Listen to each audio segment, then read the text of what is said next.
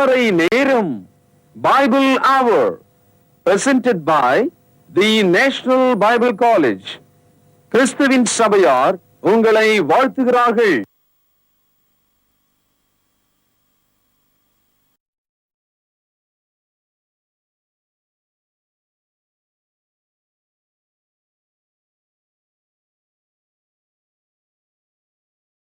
வாழ்த்துக்கள் திருமறை நேரம் நேயர்களே, இயேசு கிறிஸ்துவின் இனிய நாமத்திலே உங்கள் யாவரையும் அன்போடு வரவேற்கிறேன். பேக் டு த பைபிள், திருமறைக்கு திரும்புவோம்.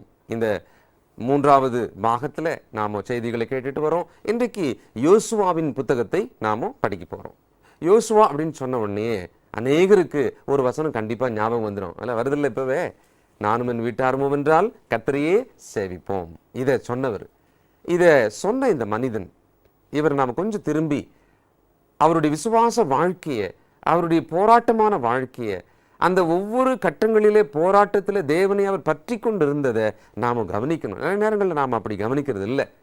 ஒருவேளை ஒரு இளைஞன் யோசுவாவுடைய வாழ்க்கையை முழுவதுமாக நல்லா படித்து அதை உணர்ந்துட்டார்னு வச்சுக்கோங்களேன், கண்டிப்பாக முடிவெடுப்பார், நான் யோசுவாவை போல வாழணும் அப்படின்னு சொல்லி. ஒவ்வொரு குடும்ப தலைவர்களும் இந்த யோசுவாவை பற்றி நிச்சயமாக படிக்கணும். அவரை பற்றி நாம் நிச்சயமாக நம்முடைய இருதயத்துக்குள்ளே பதிய வச்சுக்கணும்.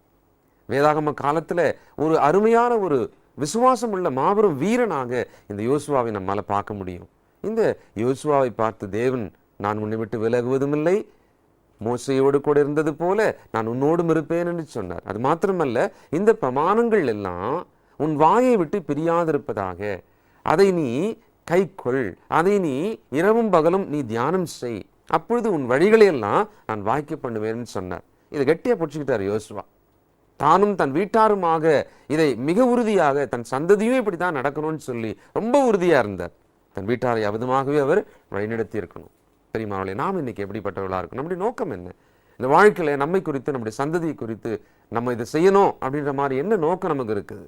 அந்த காலத்துலலாம் குலத்தொழில்னு சொல்லுவாங்க. அந்தந்த குலத்துக்கு ஒரு தொழில் இருக்கும், அதை அவங்க செஞ்சுக்கிட்டே இருப்பாங்க.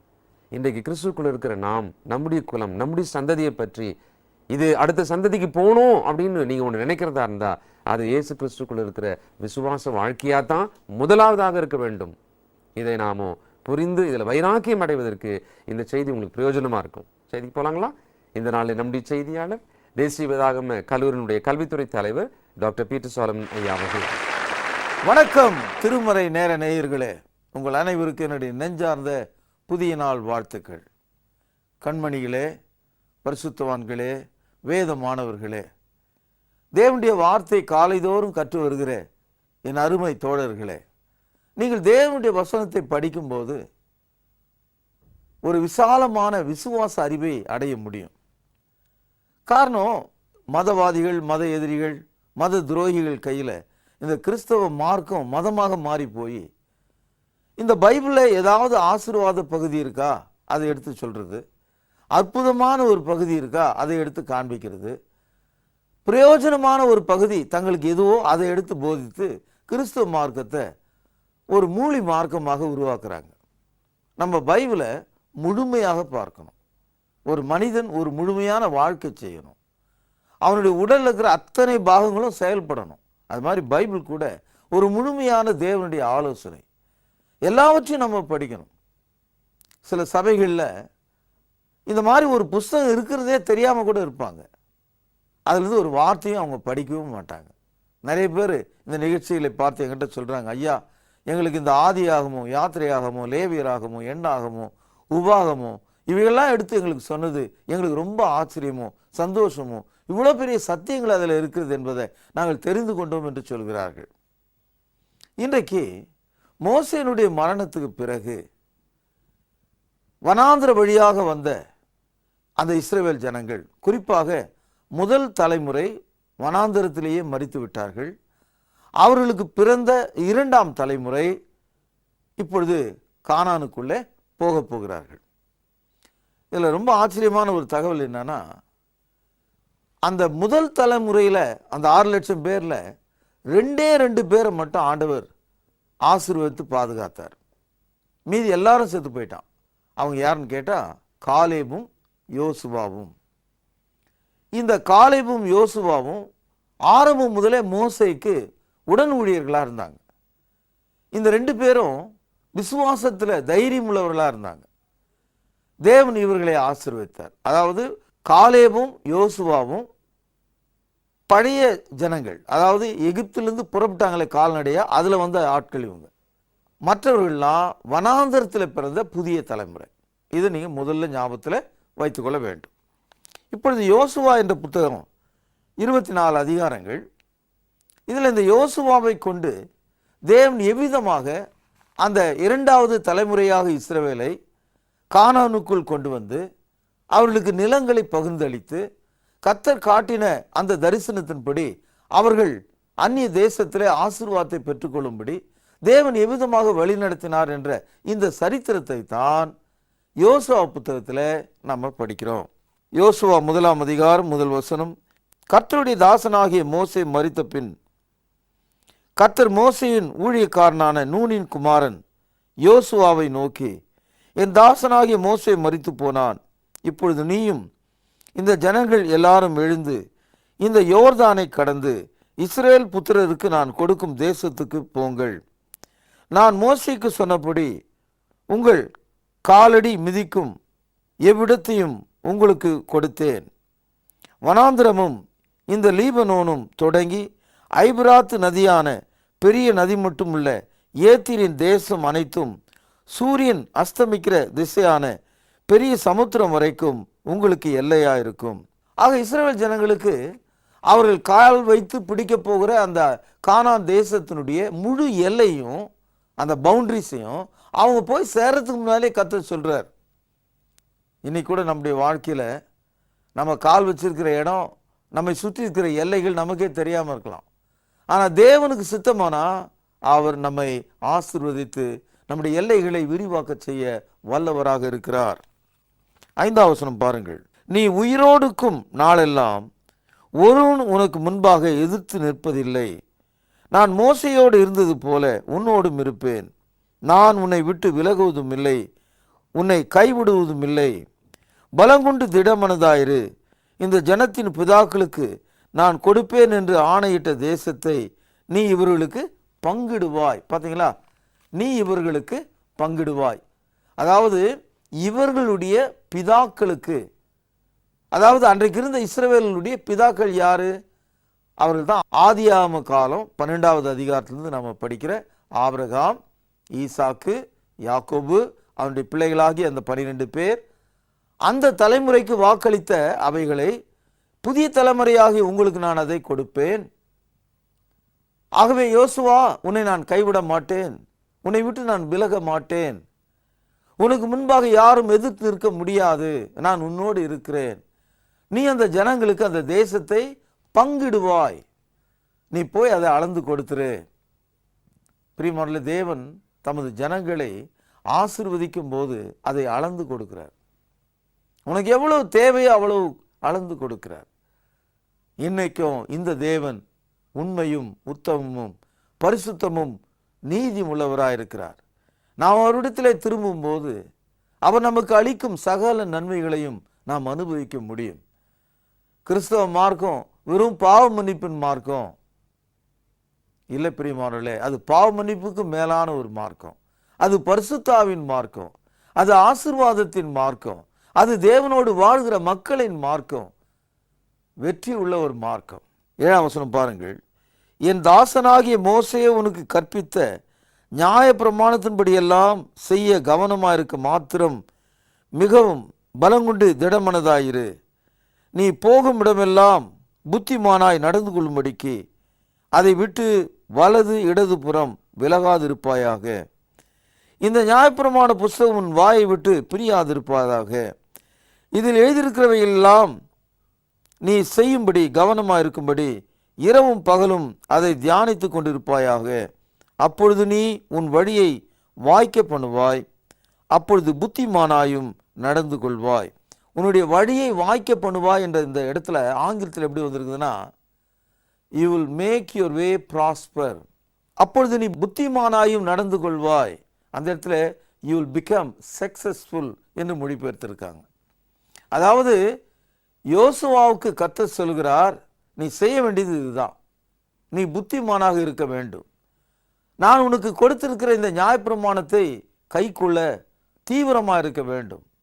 இந்த புத்தகம் உன் வாயை விட்டே பிரியக்கூடாது. அப்படின்னா பழைய ஏற்பாட்டை எடுத்து மோசேனுடைய நியாயப்பிரமாணத்தை எடுத்து வாயில வச்சு கட்டிக்கிறதுன்னு அர்த்தம் இல்லை.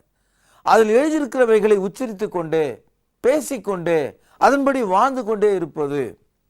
இன்றைக்கு கூட கர்த்தருடைய வேதத்தில் பிரியமா இருக்கிற ஒரு மனுஷன், இரவும் பகலும் தியானமா இருக்கிற ஒரு மனுஷன், நீர்க்கால்களின் ஓரமாய் நடப்பட்ட மரத்தை போலவும் தன் காலத்திலே கனிகளை தருகிற மனிதனாகவும் இலை உதிராத மரத்தை போலவும் அவன் இருப்பான் என்று வாக்குத்தத்தமாகிய சங்கீதம் 1 குறித்து நாம் படிக்கிறோம்.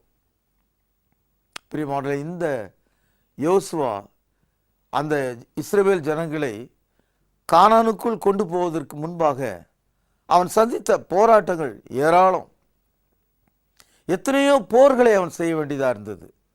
ஆயி என்ற ஒரு சிறு பட்டணத்துக்கு முன்பாக அவன் தோல்வி அடைந்தான். காரணம், இஸ்ரவேலர்களில் ஒருவன் பாவம் செய்தனாலே அந்த தோல்வி வந்தது. இப்படி பல பிரச்சனைகளை சந்தித்து இஸ்ரவேல் ஜனங்களை தேவனுடைய வார்த்தையின்படியே கானானுக்குள் கொண்டு சென்று அவர்களை குடியேற பண்ணினான். ஆபிரகாமுக்கு சொல்லப்பட்ட அந்த வாக்குத்தத்தம், ஒன்று தேசம், இன்னொன்று சந்ததி. தேசம் என்பது கானான். அந்த கானான் வாக்குத்தத்தம் மோசேனுடைய காலத்தில் அது நிறைவேறுகிறதாக இருந்தது. அதை யோசுவா நிறைவேற்றி அந்த வாக்குத்தத்தம் இஸ்ரவேலுக்கு உண்டாகும்படி செய்து விட்டான்.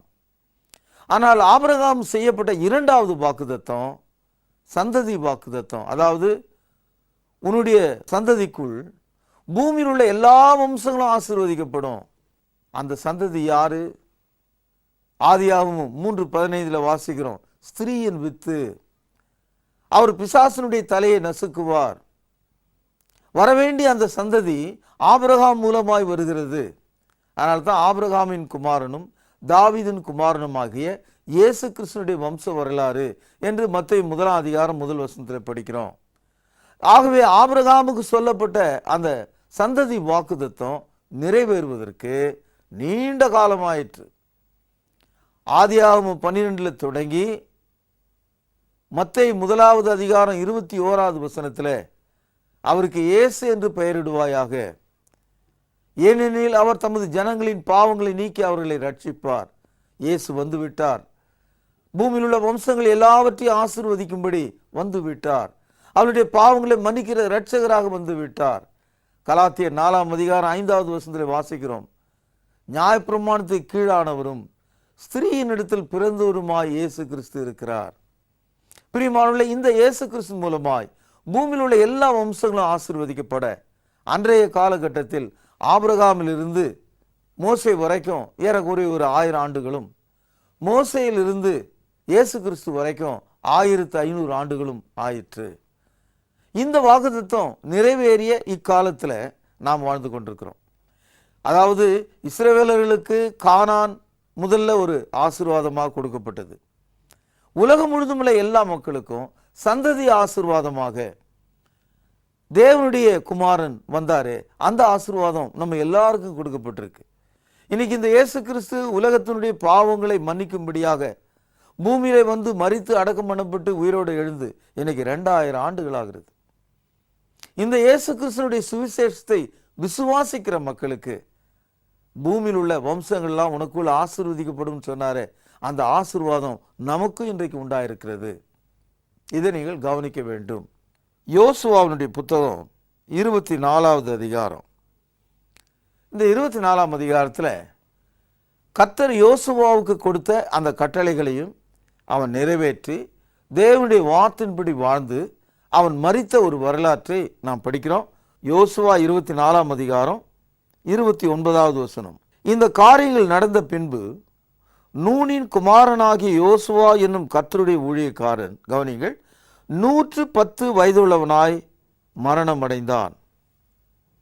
மோசே 120 வருஷம் வாழ்ந்தாரு. காலேப் 110 வருஷம் வாழ்ந்திருக்கார். இந்த மனிதன் மரிப்பதற்கு முன்பாக அவனிடத்தில் தேவன் என்ன வேலையை கொடுத்தாரோ அந்த வேலையை அவன் நிறைவேற்றி எப்பேற்பட்ட ஒரு விசுவாசம் உள்ளவனாய் தன்னுடைய விசுவாச அறிக்கையை செய்கிறான் என்று பாருங்கள். யோசுவா 24ஆம் அதிகாரம் 15வது வசனம். கர்த்தரை சேவிக்கிறது உங்கள் பார்வைக்கு ஆகாததாய் கண்டால் பின்ன யாரை சேவிப்பீர்கள் என்று இன்று தெரிந்து கொள்ளுங்கள். நதிக்கு அப்புறத்தில் உங்கள் பிதாக்கள் சேவித்த தேவர்களை சேவிப்பீர்களோ? நீங்கள் வாசம் பண்ணுகிற தேசத்து குடிகளாகிய எமோரியன் தேவர்களை சேவிப்பீர்களோ? கவனியுங்கள், பேனால் அடிக்கோடிடுங்கள். நானும் என் வீட்டாருமோ வென்றால் கர்த்தரையே சேவிப்போம் என்றான். அதாவது இஸ்ரவேல் ஜனங்களை கானானுக்குள் கொண்டு வந்து அவர்களுக்கு தேசத்தை பகிர்ந்து கொடுத்து விட்டு அவர்கள் மத்தியிலே கூடாரத்தை போட்டு தேவனுக்கு பிரியமான பலிகளை இட்டு தொழுது கொண்டிருக்கிற அந்த மக்களை பார்த்து தன்னுடைய முடிவுரையாக இந்த வார்த்தையை சொல்றாரு. நீங்க பழைய மாதிரி ஆளா இருக்க போறீங்களா? ஏன்னா இன்னைக்கு நிறைய பேர் பைபிளை கை வச்சிருக்காங்க. பேசும்போது என்ன சொல்றாங்க? நான் எடுத்த வார்த்தையை, நான் செய்த பழைய விஷயத்தை, நான் பழைய மாதிரி ஆன நீங்க தாங்க மாட்டீங்கன்றாங்க. அதே போலதான் எல்லா விசுவாசியும் ஏதாவது ஒரு கட்டத்தில் பின்மாற்றமான வார்த்தைகளை பேசுகிறத இன்றைக்கு நம்ம பார்க்கிறோம். இந்த அடிமைத்தனமான வார்த்தைகளை பேசுவதை நம்ம பார்க்கிறோம். யோசுவா அந்த மக்களை பார்த்து கேட்கிறார், நீங்கள் அந்த யோர்தான் நதிக்கு அந்தால இருக்கிற மக்களுடைய தெய்வங்களை பின்பற்ற போறீங்களா? இதோ இந்த தேசத்திலிருந்து விரட்டி விடப்பட்ட எமோரியருடைய கடவுளை நீங்க வணங்க போறீங்களா? நீங்க யாருடைய மக்களா இருக்க போறீங்க? நீங்க எப்படி ஜீவிக்க போறீங்க? உங்களுடைய விசுவாசம் எப்படிப்பட்டதா இருக்கும் என்று அவர்களை பார்த்து கேட்கிறான். கேட்டுட்டு என்ன சொல்றாரு? நானும் என் வீட்டாருமோ வென்றால் கர்த்தரையே சேவிப்போம் என்றான். எவ்வளவு அற்புதமான ஒரு வார்த்தை. யோசுவா, நீ பயப்பட வேண்டாம், நான் உன்னை விட்டு விலகுவதும் இல்லை, உன்னை கைவிடுவதும் இல்லை. ஒரு மனுஷன் உனக்கு எதிர்த்து நிற்பது இல்லை. நீ செய்கிற எல்லா காரியங்களையும் நான் வாய்க்க செய்ய உன்னோடு வருகிறேன். அப்பொழுது நீ புத்திமானாயும் காரியங்களை சித்திக்கிறவனாயும் இருப்பாய் என்று கர்த்தர் சொன்னாரே. அந்த மனிதன் அந்த வார்த்தையை அவன் நிறைவேற்றினதுனால தன்னுடைய முடிவுரையாக சொல்கிறான், நானும் என் வீட்டாருமோ வென்றால் கர்த்தரையே சேவிப்போம். நீங்கள் யாரை சேவிப்பீர்கள் என்று இன்று முடிவு செய்து கொள்ளுங்கள்.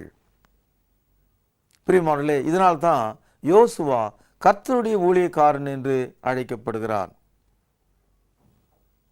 சில வசனங்களை உங்களுக்காக நான் வாசிக்கிறேன். யோசுவா 24ஆம் அதிகாரம் 13வது வசனம். அப்படியே நீங்கள் பண்படுத்தாத தேசத்தையும் நீங்கள் கட்டாத பட்டணங்களையும் உங்களுக்கு கொடுத்தேன், அவைகளில் குடியிருக்கிறீர்கள். நீங்கள் நடாத திராட்சை தோட்டங்களின் பலனையும் ஒலிவ தோப்புகளின் பலனையும் புசிக்கிறீர்கள் என்றான். ஆகையால் நீங்கள் கர்த்தருக்கு பயந்து அவருக்கு உத்தமும் உண்மையுமாய் சேவித்து உங்கள் பிதாக்கள் நதிக்கு அப்புறத்திலும் எகிப்திலும் சேவித்த தேவர்களை அகற்றிவிட்டு கர்த்தரை சேவியுங்கள் என்று சொன்னார். இஸ்ரவேல் ஜனங்க கானான் தேசத்துக்குள்ள வந்த போது எல்லாம் கட்டி முடிக்கப்பட்ட ஒரு பட்டணமாக அது இருந்தது.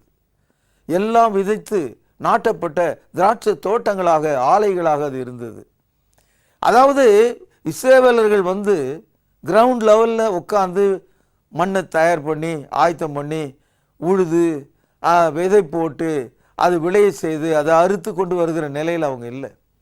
அவர்கள் அந்த கானானுக்குள் வந்தபோது அவர்களுக்கு என்னென்ன தேவையோ எல்லாம் அவர்களுக்கு ஆயத்தமாக இருந்தது.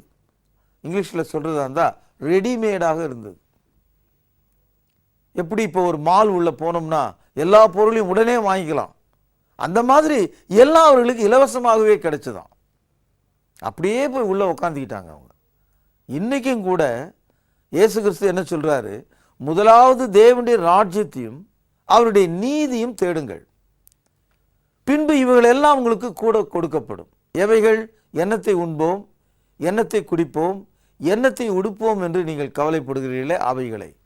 இவைகளை எல்லாம் அஞ்ஞானிகள் நாடி தேடுகிறார்கள். இவைகள் உங்களுக்கு தேவை என்பதை பரமபிதா அறிந்திருக்கிறார். கிறிஸ்துக்குள்ள இந்த ஆசீர்வாதத்தை தேவன் நமக்கு வச்சிருக்கார்.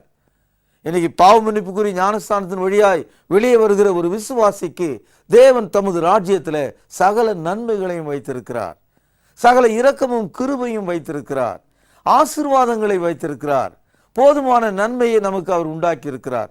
உணவும் உடுக்கவும் இருந்தால் போதும் என்று இருக்க கடவோம். தேவன் நம்மை ஆசீர்வதித்திருக்கிறார். பிரியமானவர்களே, எபிரேயர் 11வது அதிகாரம் 29 முதல். விசுவாசத்தினாலே அவர்கள் சிவந்த சமுத்திரத்தை உலர்ந்த தரையை கடந்து போவது போல கடந்து போனார்கள். எகிப்தியர் அப்படி செய்ய துணிந்து அமிழ்ந்து போனார்கள். விசுவாசத்தினாலே எரிகோ பட்டணத்தின் மதில்கள் 7 நாள் சுற்றி வரப்பட்டு விழுந்தது. விசுவாசத்தினாலே ராகாப் என்னும் வேசி வேவுக்காரரை சமாதானத்தோடு ஏற்றுக்கொண்டு கீழ்ப்படிந்தவளாக லோடு கூட சேதமாகாதிருந்தாள். இந்த பகுதியை யோசுவாவினுடைய காலத்தில் நடந்த சம்பவங்களோட நம்ம ஒப்பிட்டு படிக்கலாம். காரணம், யோசுவாவினுடைய காலத்தில் தான் எரிகோ பட்டணம் விழுந்தது. அவர்கள் கையில் எந்த ஆயுதமும் இல்லை. அந்த பட்டணத்தை 7 நாள் சுற்றி 7வது நாளில் 7வது முறையாக 7 முறையாக சுற்றி அவர்கள் ஆர்ப்பரித்த போது அந்த அலகுகள் இடிந்து கீழே விழுந்து, முதலாவது யோசுவா 6ஆம் அதிகாரத்தில் அந்த எரிகோ பட்டணம் இஸ்ரவேலர்கள் பிடித்த முதல் பட்டணம். கானானுக்குள்ளே போவதற்கு முன்பாக அந்த எரிகோ பட்டணம் மிகப்பெரிய ஒரு தடையாக இருந்தது. இன்ன வரைக்கும் நீங்கள் இஸ்ரவேலுக்கு போனீங்கன்னா அங்கே எரிகோ பட்டணத்தில் அந்த மதில் சுவர்களை இன்றைக்கு நீங்கள் பார்க்க முடியும். யோசுவா 6ஆம் அதிகாரம் 15வது வசனம். 7ஆம் நாளில் அதிகாலமே கிழக்கு வெளுக்கும்போது எழுந்திருந்து அந்த பிரகாரமாக பட்டணத்தை 7 தரம் சுற்றி வந்தார்கள். அன்றைய தினத்தில் மாத்திரம் பட்டணத்தை 7 தரம் சுற்றி வந்தார்கள். 7ஆம் தரம் ஆசாரியர் எக்காலங்களை ஊதுகையில் யோசுவா ஜனங்களை நோக்கி, ஆர்ப்பரியுங்கள், பட்டணத்தை கர்த்தர் உங்களுக்கு ஒப்பு கொடுத்தார். ஆனாலும் இந்த பட்டணத்தில் இருக்கும் யாவும் கர்த்தருக்கு சாபத்தீடாக இருக்கும். தாம் அனுப்பின ஆட்களை ராகாப் என்னும் வேசி மறைத்து வைத்தபடியால் அவளும் அவளோடு கூட வீட்டில் இருக்கிற அனைவரும் மாத்திரம் உயிரோடு இருக்க கடவர்கள். வாஸ்து இந்த பகுதியில் அந்த இஸ்ரவேலர்கள் கையில் எந்த ஆயுதமே இல்லாமல் எரிகோ கோட்டையை ஸ்தோத்திரம் சொல்லி கீழே தள்ளிட்டானோலாம். அந்த ஸ்தோத்திரத்தின் மகிமையின் தேவன் அந்த வாசல்களை தள்ளி போட்டார், அதன் மதில்களை உடைத்து போட்டார். இஸ்ரவேலர்கள் கைத்தட்டி கொண்டு சந்தோஷத்தோட அவர்கள் உள்ளே சென்று எரிகோவின் பட்டணத்தையும் அதன் குடிகளையும் அவர்கள் வீழ்த்தினார்கள். ஆகவே தேவன் துதிகளின் மத்தியிலே வாழ்கிற மக்களுக்கென்று ஆசீர்வாதங்களை வைத்திருக்கிறார். எரிகோ விழுந்தது என்று நாம் பார்க்கிறோம், துதியினால் விழுந்தது என்று பார்க்கிறோம். இது யோசுவாவின் காலத்தில் நடந்தது. யாத்திரையாகவும் 14வது அதிகாரம் 14வது வசனம். கர்த்தர் உங்களுக்காக யுத்தம் பண்ணுவார், நீங்கள் சும்மா இருப்பீர்கள் என்றான். இஸ்ரவேல் ஜனங்களுக்காக கர்த்தர் யுத்தம் பண்ணுகிறவராக இருக்கிறார். 1 சாமுவேல் 17ஆம் அதிகாரத்தில் இன்னொரு வசனத்தை நான் உங்களுக்காக வாசிக்கிறேன். 1 சாமுவேல் 17வது அதிகாரம் 47வது வசனம். கர்த்தர் பட்டயத்தினாலும் ஈட்டினாலும் ரட்சிக்கிறவர் அல்லவென்று இந்த ஜனக்கூட்டமெல்லாம் அறிந்து கொள்ளும். யுத்தம் கர்த்தருடையது, அவர் உங்களை எங்கள் கையிலே ஒப்பு கொடுப்பார் என்றான். இது தாவீது கோலியாத்தை பார்த்து சொன்ன வார்த்தை. அதாவது கர்த்தர் ஒரு பட்டயத்தை வைத்துதான் உன்னை வீழ்த்த வேண்டும் என்ற அவசியமே எனக்கு இல்லை. அதே போல கோலியாத்தை தாவீது வீழ்த்தி கோலியாத்தின் கையில் இருக்கிற பட்டயத்தை எடுத்து அவன் தலையை துண்டித்து விட்டான் என்று நாம் படிக்கிறோம். அதனால் யோசுவாவினுடைய காலத்தில் இஸ்ரவேல் ஜனங்கள் ஏறக்குறைய 30 வித்தியாசப்பட்ட ராஜாக்களை அவர்கள் வெற்றி கொண்டாங்க. ஆனால் அவர்கள் கையில் ஆயுதங்களோ ஆயுத தொழிற்சாலைகளோ ஆயுத பயிற்சியோ எதுவுமே அவர்களுக்கு கிடையாது. அதே போல் இன்றைக்கும் கூட விசுவாசத்தில் வல்லவர்களாக வாழுகிற புதிய ஏற்பாட்டு கால கிறிஸ்தவர்களுக்கு தேவன் பாதுகாப்பை கொடுத்திருக்கிறார். நாம் இரட்சணியம் என்ற தலைச்சீராவை சர்வாயுத வர்க்கத்தை நாம் எடுத்துக்கொள்ளும் போது பொல்லாங்கன் எரிகிற சகல அக்னி அஸ்திரங்களையும் அவிக்கத்தக்கதாக, அவைகளை நாம் மாற்றிவிடத்தக்கதாக ஜெயம் கொள்கிற வாழ்க்கையை நாம் செய்ய முடியும். 2 கொரிந்தியர் 2ஆம் அதிகாரம் 14வது வசனம்.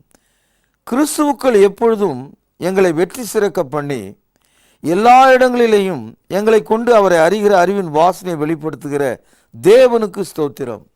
கிறிஸ்துவுக்குள் எப்பொழுதும் எங்களை வெற்றி சிறக்க பண்ணுகிற ஒரு விசுவாசியாக நாம் இருக்க வேண்டும். கலாத்தியர் 3வது அதிகாரம் 27வது வசனம்.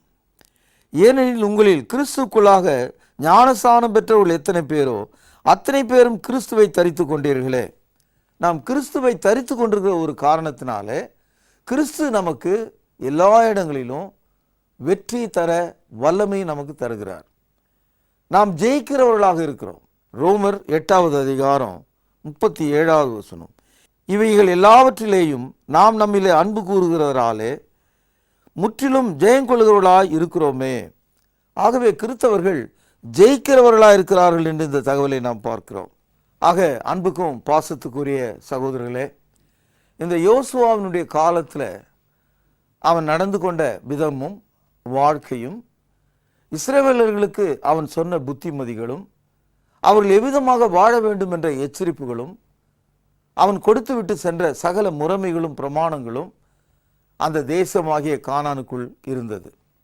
இப்படி ஆசீர்வதிக்கப்பட்ட இந்த ஜனம்தான் அந்த கானானை விட்டு ஒரு காலகட்டத்தில் விலகி போகும்படியாக அவர்கள் செய்த பாவமும் முரட்டாட்டமும் அவர்களுக்கு காரணமாக அமைந்தது. அந்த வரலாற்றை பின்னொரு நாளில் நாம் படிக்க இருக்கிறோம். இன்றைக்கு ஆபிரகாமுக்கு கொடுக்கப்பட்ட அந்த வாக்குத்தத்தமாகிய தேசம் யோசுவாவின் காலத்தில் அதனுடைய எல்லைகள் எவ்வளவோ அதன்படியே பகிர்ந்து கொடுக்கப்பட்டது. இதிலிருந்து நாம் தெரிந்து கொண்ட ஒரு சத்தியம், தேவன் ஒரு வாக்குத்தத்தை கொடுத்தால் அதை நிறைவேற்ற அவர் வல்லவராக இருக்கிறார். அவருடைய தீர்க்க தரிசனங்கள் ஒன்றும் ஒளிந்து போகாது, அவைகள் நிறைவேறக்கூடியதாக இருக்கிறது. ஆகவே இன்று நீங்கள் கேட்ட இந்த சத்தியத்தை உணர்ந்து கொண்டு நீங்களும் உங்கள் வீட்டாரும் கர்த்தரை சேவிக்கிறவர்களாக இருக்கும்படி உங்களை நான் ஆசீர்வதித்து இந்த நற்செய்தி நான் நிறைவு செய்கிறேன். ஜெபம் பண்ணுவோம். மகா பரிசுத்த நிறைந்த எங்கள் அன்பான தகப்பனே, யோசுவாவை போல நாங்கள் புத்திமானாயும் காரியத்தை சித்திக்க செய்கிறவர்களாயும் வாய்க்க பண்ணுவர்களாயும் இருக்கும்படி எங்களை நீர் ஆசீர்வதியும். ஆண்டவர் இயேசுவின் நிமித்தமே ஜெபத்தை கேளும் ஜீவனுள்ள எங்கள் நல்ல பிதாவே, ஆமேன். வாழ்த்துக்கள் திருமறை நேர நேர்களே. திருமறைக்கு திரும்புவோம் என்ற நிகழ்ச்சி சிறப்பாக போய்கொண்டிருக்கிறது. திருமறைக்கு திரும்புவோம் என்ற நிகழ்ச்சி இந்த தொடர் 3வது தொடர் மிக சிறப்பாக போய்கொண்டிருக்கிறது. இந்த நாளிலே யோசுவா புத்தகத்திலிருந்து நீங்கள் செய்தியை கேட்டிருக்கிறீர்கள். இந்த செய்தியெல்லாம் உங்களுக்கு புரிகிறதா? பழைய ஏற்பாடு நாம் படித்து அறிந்து கொள்ள வேண்டிய சரித்திர புத்தகம்.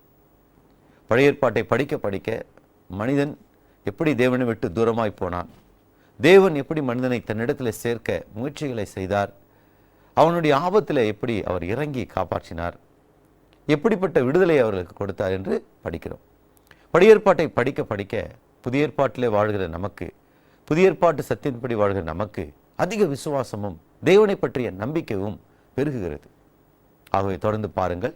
பிரியமானவர்களே, இன்னும் நீங்கள் கேட்ட செய்தியிலிருந்து உங்களுக்கான பரிசு கேள்வி, யோசுவா 24ஆம் அதிகாரம் 15ஆம் வசனம் கூறும் கருத்து என்ன? எளிமையான கேள்வி. முதல்ல அது கேள்வி எழுதிக் கொள்ளுங்கள். பிறகு வசன குறிப்போடு சரியான பதிலை எழுதுங்கள். யோசுவா 24ஆம் அதிகாரம் 15ஆம் வசனம் கூறும் கருத்து என்ன? நேர்களே, முகவரி எழுதும் பொழுது பின்கோடு தவறாமல் எழுதுங்கள். செல்போன் அல்லது ஃபோன் வசதி இருக்குமானால் அந்த எண்களை குறிப்பிடுங்கள். அஞ்சல் வழி வேத பாடம் நீங்கள் வேண்டுமானால் தமிழ் மற்றும் ஆங்கில மொழிகளிலே கிடைக்கிறது. 15 பாடங்கள் அடங்கிய சிறப்பு பாடத்திட்டம், மிக எளிமையான பாடத்திட்டம். தேவைப்படுவோர் எழுதுங்கள். தேவ கிருபையும் சமாதானமும் இந்த நாள் முழுவதும் உங்கள் அனைவரோடும் கூட இருப்பதாக.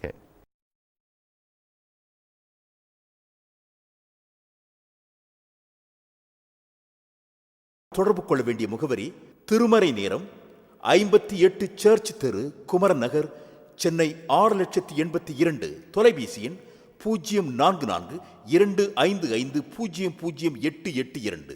செல்போன் 9385500882.